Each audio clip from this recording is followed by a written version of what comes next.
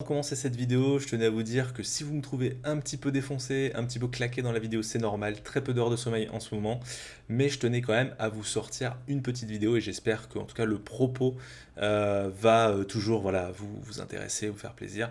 Et voilà, je n'en dis pas plus. Je pense quand même qu'il y a des choses assez intéressantes que je dis dans cette petite vidéo à noter avec les parallèles, donc Fly Die et aussi le jeu Dragon Quest. J'espère que vous allez prendre du plaisir à voir cette vidéo et n'hésitez pas à la partager, à vous abonner et à soutenir la chaîne.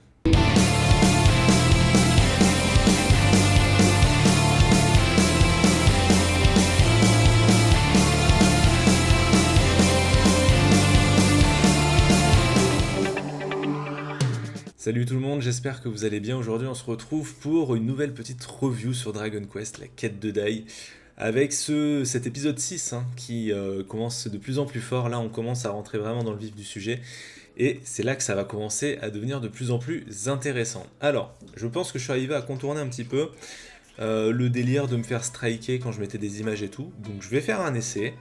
Si cette vidéo ne se fait pas striker, je pense que je vais continuer sur ce genre de vidéo et vous allez me dire un petit peu ce que vous en pensez, si vous préférez l'ancien format ou si vous préférez aussi le nouveau format. Je tiens aussi à rappeler que c'est comme d'habitude, donc il y aura une partie sans spoil au début et une partie spoil à la fin ou teasing. Et on va un petit peu plus aborder du coup les différences entre le manga Fly et du coup cet anime Dai. Vous allez voir qu'il y en a quand même pas mal dans cet épisode. Alors, on commence déjà avec le départ de Fly. Donc Fly, il se barre de l'île où il y a tous les monstres, dans laquelle il a grandi. On sait que la barrière d'Aban est toujours active. Donc du coup, l'avantage, c'est que les monstres, ils peuvent continuer à garder, on va dire, leur personnalité propre sans être corrompus par la force maléfique de Adola. Ce qui leur permet entre autres de ne pas se mettre sur la tronche et d'éviter d'essayer de crever Fly. Donc Fly il se barre avec Popu qui lui était en train de rêver de la mort et du sacrifice de son maître, et on voit qu'il n'a pas envie que Fly le laisse tout seul. Donc première, on va dire, unification des disciples d'Aban entre Fly et Popu, donc le héros et le magicien. On voit que une fois arrivés sur l'île, en fait, ils vont faire la rencontre de cette jeune fille qui est en train de se faire attaquer par des monstres. Et on voit là le côté vraiment jeu vidéo Dragon Quest, c'est-à-dire que la combinaison des premiers personnages, des premières classes, le héros qui va mettre un coup d'épée, l'autre qui va balancer une boule de feu derrière. On voit très bien comment ça commence dans les jeux, c'est une petite référence, donc des monstres qu'on peut bien sûr combattre. Et on voit qu'ils sauvent cette jeune fille, et cette jeune fille leur demande tout simplement je suis paumé, est-ce que vous pouvez m'aider? Sauf que eux ils sont perdus aussi, donc un petit moment de panique. Mais il y a un nouveau personnage qui se ramène, et c'est le personnage de Maham, ou dans le manga, Fuham. Alors, déjà, il y a quelques petites choses qui sont assez intéressantes compte tenu de ce personnage. On voit déjà fort caractère, on va dire, j'ai envie de dire de bonhomme. C'est le personnage qui, justement, sous cet aspect féminin, d'ailleurs, Popu au début se plante et a l'impression que c'est un mec, et en lui touchant la poitrine, il se dit ah non, en fait, c'est une fille. D'ailleurs, première petite différence. Alors là, on saute entre le tome 2 et le tome 3. Donc première petite différence dans le tome 2, ce petit coquin de Popu, où est-ce qu'il met les mains? En fait, il y a beaucoup de trucs comme ça. Il y en a deux. Il y a le premier, donc à ce niveau-là. Et le deuxième, c'est quand il voit le pendentif. Le pendentif des disciples d'Aban. Là, il lui chope vraiment la miche à pleine main, quoi. Donc c'est assez marrant. Donc là, on peut le voir ici, un chopage de miche à pleine main. Donc il n'y a vraiment pas de censure, la censure c'est vraiment uniquement dans l'anime. Donc ça c'est les deux petites premières censures qu'on peut, changements, en tout cas différence entre le manga et l'anime.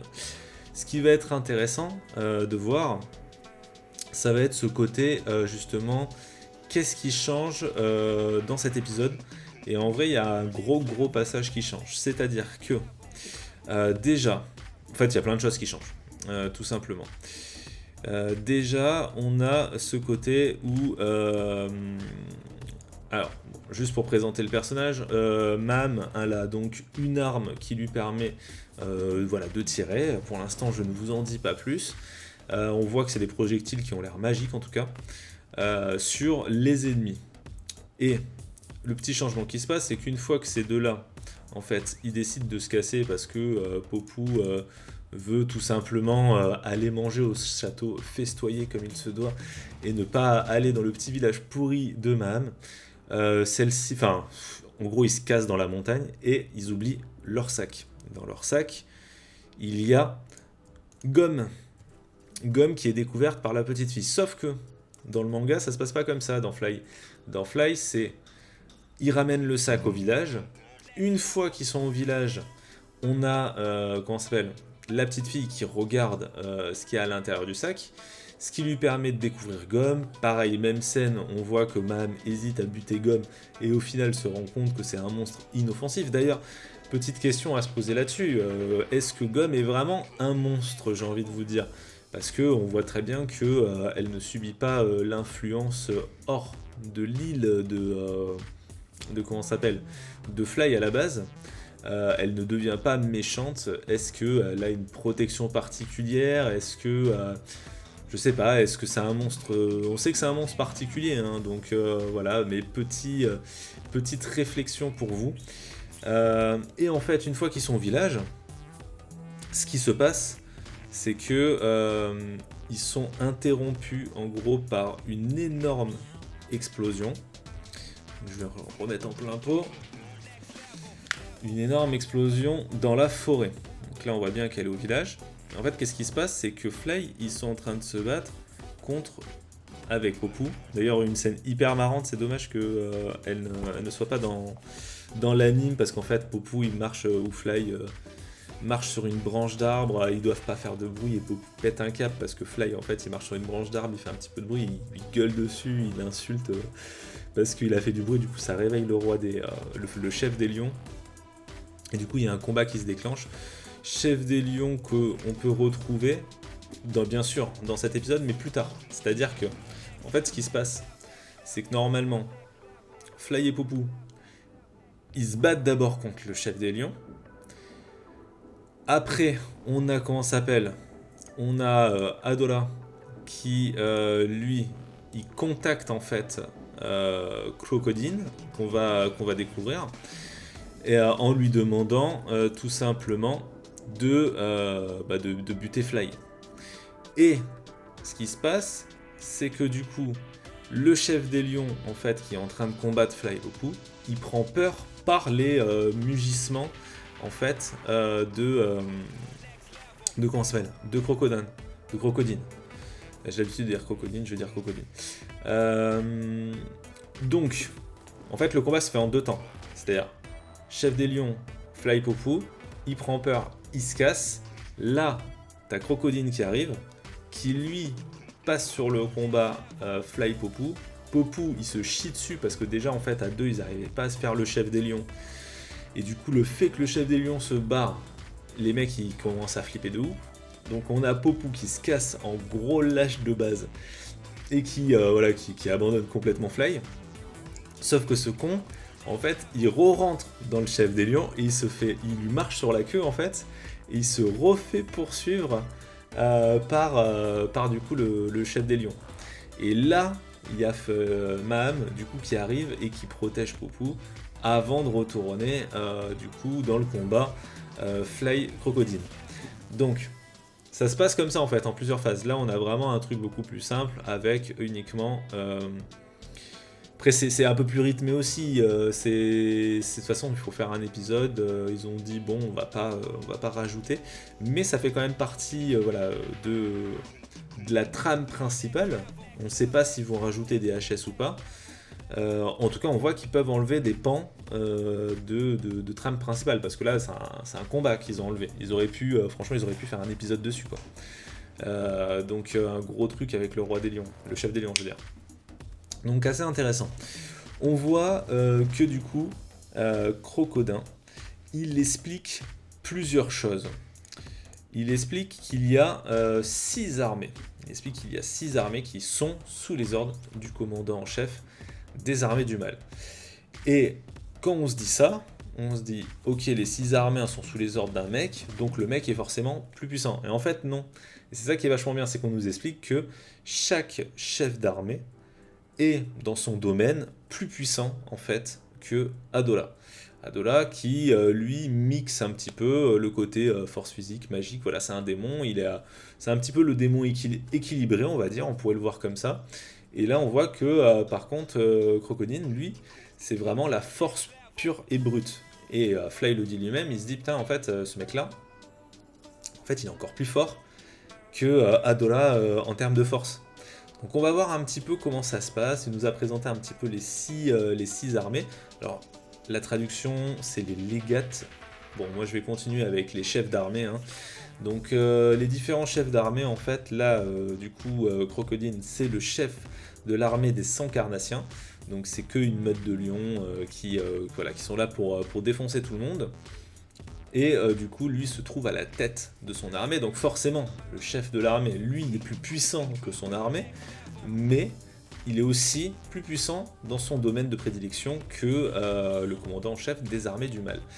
Voilà, petit point hyper intéressant. Et là, c'est ça qui est vachement cool, c'est qu'on a hâte. Moi, le premier truc que j'avais quand je lisais Fly, j'avais hâte, mais un truc de fou, de découvrir tous les chefs d'armée et de voir toutes les armées, comment elles étaient, comment ça se passait. Bon, bah, moi personnellement, j'avais vachement hâte de voir l'armée des dragons. Donc ça, voilà, c'était un petit peu les trucs intéressants.